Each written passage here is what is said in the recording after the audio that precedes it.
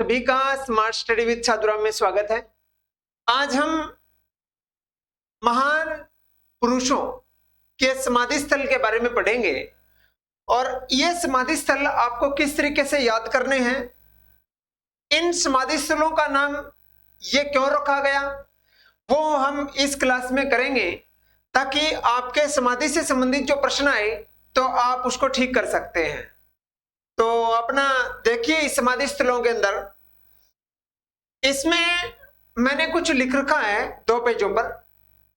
पहला है राजघाट।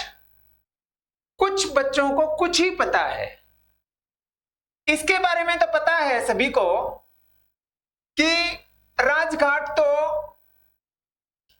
महात्मा गांधी का समाधि स्थल है। किसका? महात्मा गांधी का समाधि स्थल है राजघाट। ये तो एक तो सभी को पता है। वीर भूमि, अब क्या है? वीर। और वीर कौन था?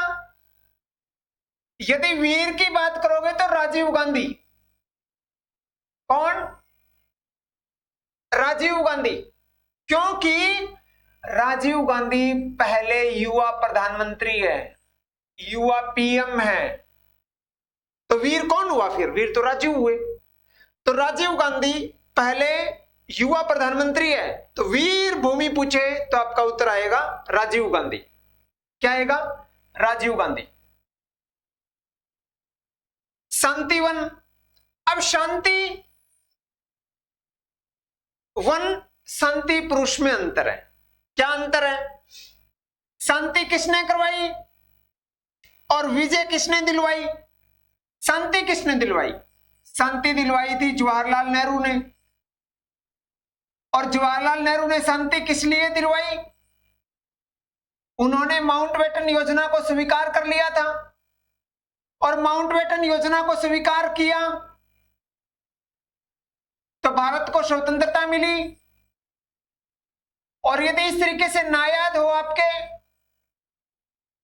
तो शांति का दूसरा तरीका है भारत और चीन के बीच में पंचशील समझौता।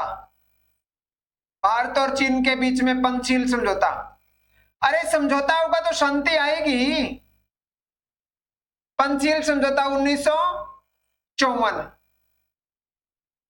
यदि समझौता होगा तो शांति आना कंफर्म है, पक्का है। तो ये आपके 3 मैंने बताए। राजघाट आए तो महात्मा गांधी, वीर आए तो वीर तो राजीव है क्योंकि ये तो युवा प्रधानमंत्री है, युवा है तो भी तो वीर है। उसके बाद में शांतिवन, शांति पंचशील समझौता करवाया या माउंटबेटन योजना को स्वीकार किया तो स्वतंत्रता मिली, स्वतंत्रता मिली तो शांतिवन के नाम से इनका समाधि स्थल है जवाहरलाल नेहरू का। विजय, विजय किसने दिलाई? हम स्टार्ट की बात करेंगे। लाल बहादुर शास्त्री। आपको पता होगा लाल बहादुर शास्त्री अपने भारत के प्रधानमंत्री रहे, भारत के प्रधानमंत्री थे और प्रधानमंत्री थे 1964 से 1966 तक। आपको पता होगा 1965 के अंदर भारत पाकिस्तान की लड़ाई हुई और वो भारत पाकिस्तान की लड़ाई कौन जीता? भारत जीता। भारत ने क्या किया? विजय हासिल की। तो विजय घाट किसका हुआ? लाल बहादुर शास्त्री का। लाल बहादुर शास्त्री का। तो यह विजय घाट पूछे तो आपका उत्तर आएगा लाल बहादुर शास्त्री। ये 4-5 तो समझ में आ गए होंगे। आगे चलो। शक्ति स्थल, शक्ति, पावर। अब पावर तो प्रधानमंत्री के पास होती है, राष्ट्रपति तो नाम मात्र का कार्यपालक होता है। अब शक्ति, पावर, इंदिरा गांधी। कौन? इंदिरा गांधी। आप बुजुर्गों से पूछना किताबों की बजाय, वो कहेंगे बड़ी पावरफुल लेडी थी। तो शक्ति की बात आए, शक्ति स्थल, तो आपका उत्तर आएगा इंदिरा गांधी। समता, समता का मतलब क्या होता है? बराबर। बराबर की बात किसने कही है? जगजीवन राम ने। जगजीवन, जगजीवन राम। वैसे देखा जाए तो जीवन के अंदर समानता तो होनी चाहिए। जीने के अंदर लाइफ में इक्वलिटी तो जरूरी है, और वैसे जगजीवन राम ने समता की बात कही है, समानता। अभय, अभय का मतलब भय नहीं है, इसका मतलब यही हुआ ना, भय का मतलब तो भय हो गया, अभय का मतलब भय नहीं है, अभय घाट। और अभय घाट कौन है? मोरारजी देसाई। अरे मोरारजी देसाई जो अपने प्रधानमंत्री रह चुके हैं, कौन से प्रधानमंत्री? तीसरे प्रधानमंत्री। अब तीसरे प्रधानमंत्री मतलब पहले तो जवाहरलाल नेहरू थे, दूसरे लाल बहादुर शास्त्री थे, तीसरे प्रधानमंत्री ये थे, तो 4-5% तो प्रधानमंत्रियों को ही आ गई इसमें। तो मोरारजी देसाई कौन थे? देखो मैं आपको नॉलेज के लिए बताऊं, मोरारजी देसाई पहले गैर कांग्रेसी प्रधानमंत्री थे।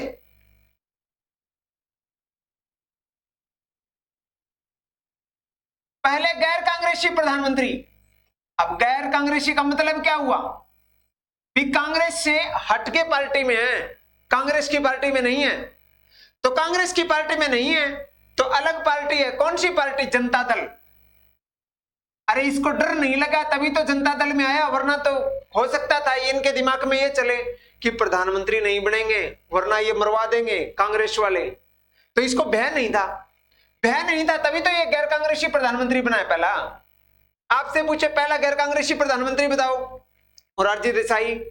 और आपसे पूछे अभय घाट किसका समाधि स्थल है? मोरारजी देसाई का। ठीक है, भय का मतलब इसको डर नहीं लगा।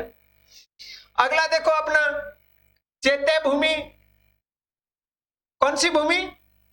चैत्य भूमि। अब चैत्य भूमि है B R Ambedkar, doctor B R Ambedkar,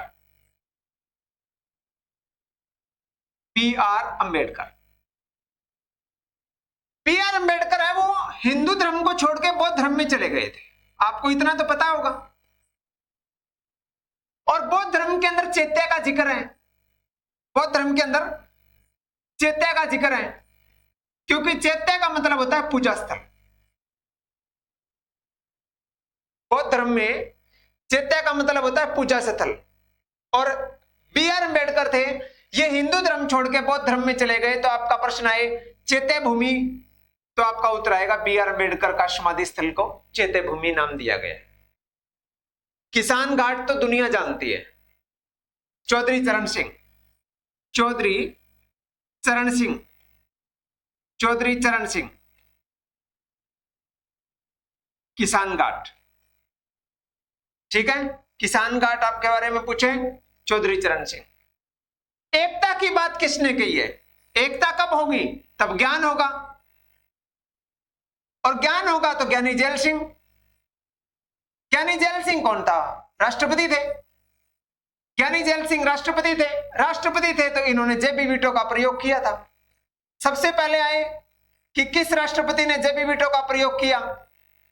तो ज्ञानी जैल सिंह। किस क्षेत्र में? डाक एक्ट से संबंधित। ये तो मैं आपको एक्स्ट्रा करवा रहा हूं, वैसे आपको क्या होगा? ज्ञान होगा तो एकता होगी, ज्ञान नहीं होगा एकता नहीं होगी। तो ज्ञानी जैल सिंह का समाधि स्थल एकता स्थल के नाम से है। फिर भी ना याद रहे एक बार और देख लेना, और फिर भी ना याद रहे तो प्रधानमंत्री एक साइड में लिख लेना, एक साइड के अंदर आप समाधि स्थल लिख लेना।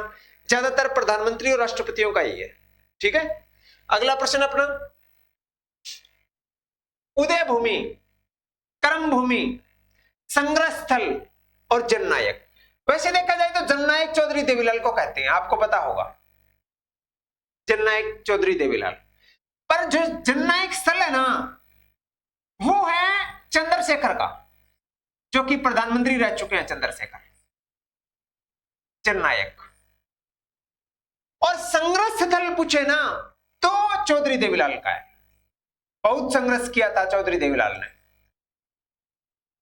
चौधरी देवीलाल का समाधि स्थल पूछे, संग्रह स्थल, और संग्रह स्थल आए तो चौधरी देवीलाल आएगा, और जननायक आए तो चंद्रशेखर आएगा। यहां तक समझ में आ गया? अगला प्रश्न अपना उदय भूमि, उदय सूर्य उदय हुआ तो उदय होते के आर नारायणन, नारायण नारायण, ये लो, सुबह उठे, उदय, उदय का मतलब उठना, और नारायण तो सुबह सुबह ही आएंगे, तो आपका के आर नारायणन के बारे में पूछे उदय भूमि, और कर्म भूमि पूछे तो आपका उत्तर आएगा शंकर दयाल शर्मा। शंकर दयाल शर्मा भी राष्ट्रपति रह चुके हैं, के आर नारायणन भी राष्ट्रपति रह चुके हैं। ठीक है, तो हमने ये जो अपना समाधि स्थल के बारे में किया, ये प्रमुख समाधि स्थल है, और ये समाधि स्थल जब आप करोगे तो आपके अच्छे तरीके से, मैंने देखो एक एक दो प्रश्न एक्स्ट्रा करवाए हैं ताकि आपके जल्दी समझ में आ जाए, वरना तो मैं सीधे आपको कह देता इसका समाधि स्थल ये, इसका ये, इसका ये, इसका ये। नहीं, आपके दिमाग में फिट करने के लिए ये माध्यम मेरे को ठीक लगा, तो इसलिए मैंने आपको स्टैटिक जीके की ये क्लास दी। और समाधि स्थल को आप अच्छे तरीके से करना, और इसके अलावा एक दो आप एक्स्ट्रा करना चाहो तो आप कर सकते हैं, वो हम ऑब्जेक्टिव टाइप क्वेश्चनों में आपको करवा देंगे। तो आज के लिए बस इतना ही, आपका बहुत बहुत धन्यवाद।